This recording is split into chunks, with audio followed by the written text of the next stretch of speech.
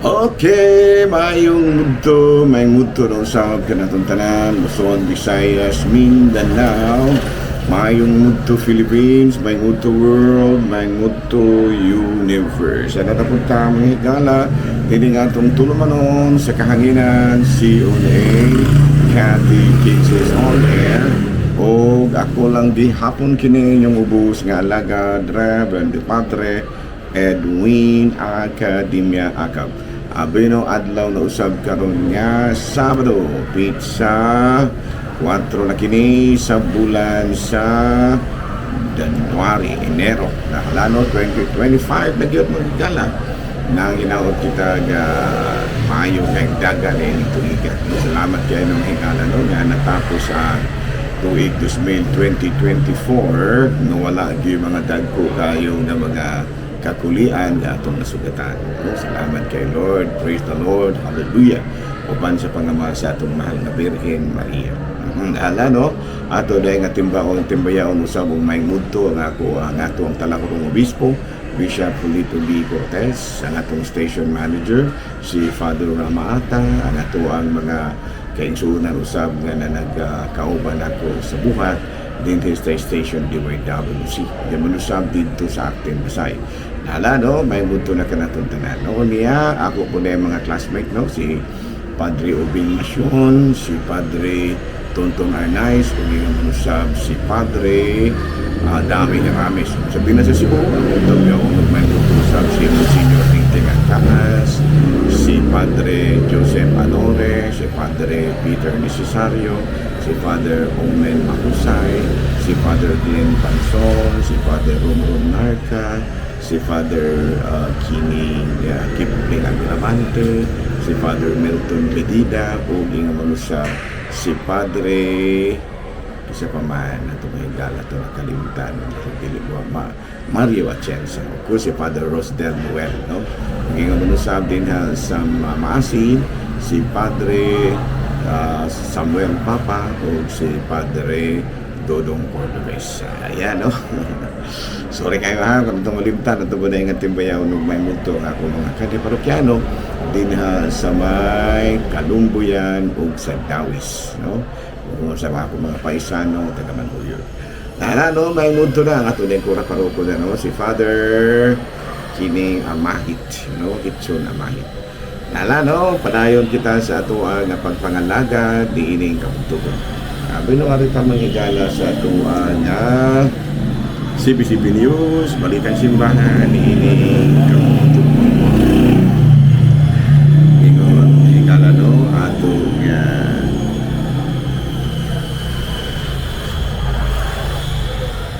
atong balita gikan sa Vatican o Francis nangawhagan, no? Sa mga katawhan na matod pa niya, the church is a warm and welcoming home. Diba? Salig sa atong Ginoong sa Ginoong ipasalig sa atong talahon sa tupapa nga ang simbahan usag yun kalugar na diin maabi-abihon ug matod pa maabi-abihon, no?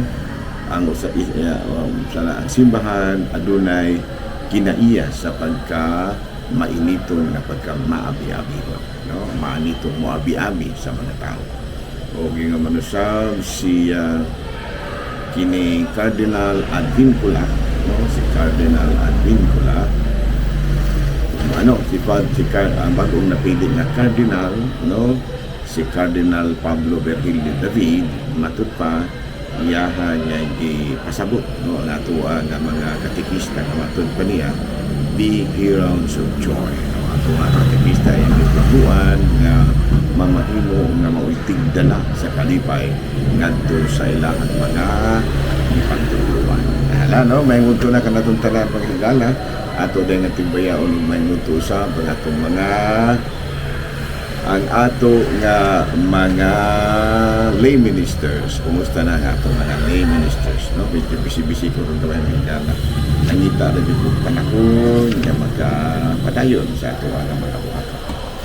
No? Ano kita sa atong Saint of the Day? Pwede ang atong Saint of the Day karon walay lain kung dili si Saint Elizabeth Ann Seton, no? Elizabeth Ann Seton. Bino na tawag kini si Elizabeth Ann Seton niadtong 1774 dito sa New York. Married to a businessman, William Magee Seton. Doon na sila 5 ka mga anak. Sa nagpangidaro na siya 30 anyos, no, napalo yung taon kini Saint Elizabeth Ann Seton. Kini siya, dili man ni siya Katoliko, Episcopalian ni siya, but she was converted to Christianity for 3 reasons. Matod pa niya, no? Belief in the real presence of Christ in the Eucharist, devotion to the Blessed Mother, and conversion that the Catholic Church led back to the apostles and to Christ. No?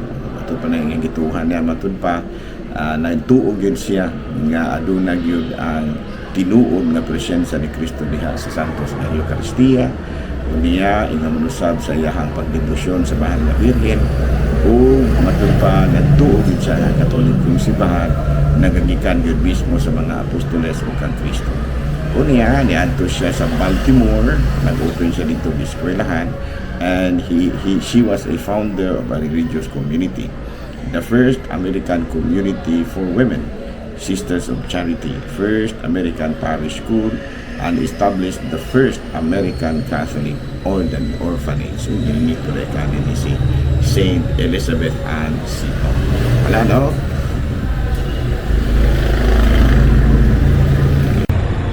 So, padayon ta mga higala sa atuang mga buhatuno ni ining kamuntuhon. No? Arin na ta mga higala sa atuang katikisen.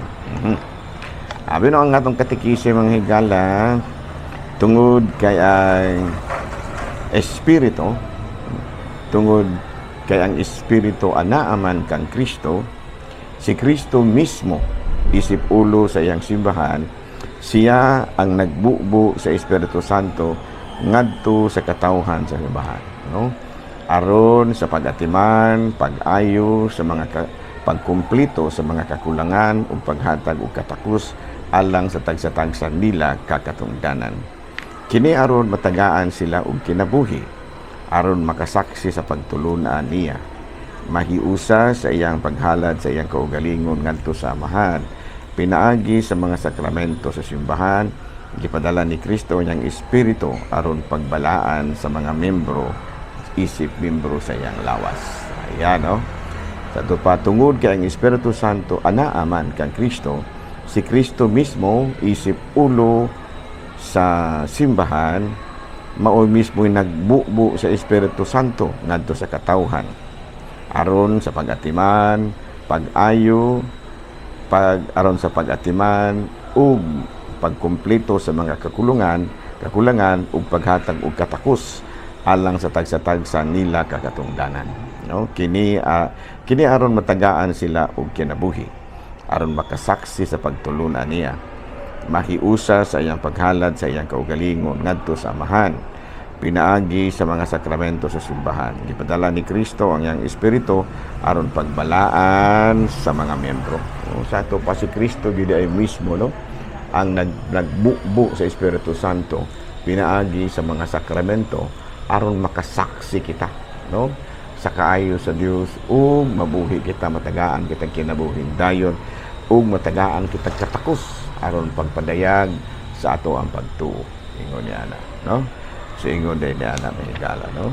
Bino padayon ta sa ato ang mga buhatunon ug padayon usab kita sa ato ang mga pagtimbaya kaninyo sa daghan kayo nga mga kalihukan sa simbahan. Bino naabrihan naman, no, naabrihan naman ang Holy Doors, no, naabrihan na ang Holy Doors alang sa Jubilee of Hope, no, karong tuiga. So giawhagan ako ang tanan nato nga mga kaigsuunan nga unta tagaan nilang bili, no, tagaan nilang bili kining mao nga pangawhagan sa atong talahorong Santo Papa nga makighiusad gid kita, no, sa pagsaulog sa kining Jubilee Year of Hope, no. Nya adunay mga simbahan nga posible na itong adtuon, no, aron nga makaambit pun gid kita sa mga indulhensya nga atong madawat pinaagi niini, no. Unang-una diri sa atoa sa simbahan diri sa Diocese of Dumaguete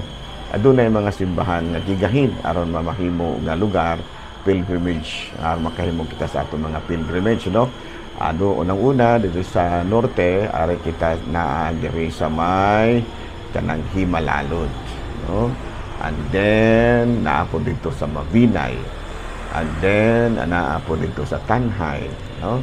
Dayong anaa po dito sa Dumaguete, and then paghuman aduna po dito sa may Siaton, no? Murag naa po dito sa Himalalod, no?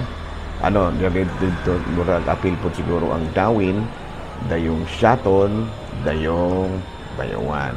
Dito sa Siquijor, dito sa Siquijor. Ayan, no? Nala, no? Padayon kita sa atong nga pangawhagan. Ako diri sa Ayungon, naningkamot sa takin ang amo angong service diri na dako. Kinibang bus namo nga mao sinaligan po din taon namo alang sa among mga pilgrimage. Medyo nadaot. Mag-personal dyan na po ko nga nga muhangyo sa ato ang hatong halangdong mayor diri usab sa Ayungon na pahulamon po rin taon niyo sa kanan, no? Bisag kamera yung tao mo kining gitawag na itong bupakrodo, no? Aron po nga kaming mga katawhan diri makaadto yun ako mga sakop makaadto-adto din po sa mga pilgrimage areas, no? Lahala, no? Bino dinhin na lang una kita kutob, ha. Daghang kayong salamat sa inyuhang kanunay nga pagpaminaw, no? Sa ato nga kining ato matud palagi katikisem, no? Nga ako din mga pasalamat, no?